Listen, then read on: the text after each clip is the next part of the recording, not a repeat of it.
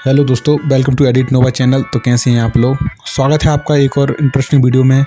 तो आज मैं आपको देने वाला हूं 15 न्यू पीएचडी 2026 की न्यू पीएचडी। तो चलिए वीडियो शुरू करते हैं बिना किसी देरी के।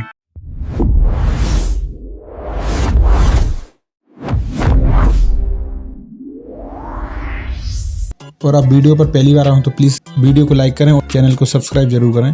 तो सबसे पहले फोटोशॉप ओपन करते हैं। देखो इस टाइप से पीएचडी मिलेगी आपको। आप इसमें लेयर बाई लेयर चेंज कर सकते हैं और इसका डाउनलोड लिंक डिस्क्रिप्शन में है, तो जाकर डाउनलोड करें। और पासवर्ड आपको मैं वीडियो में दिखा दूंगा, तो प्लीज़ वीडियो को पूरा देखें।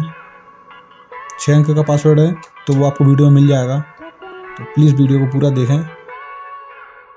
पीएचडी खोल दीजिए। अगर आपको ये ऑप्शन आता है तो आपको स्पेस बार दबाना है, एक बार और दबाएंगे और आपके पास पीएचडी खुलकर आ जाएगी।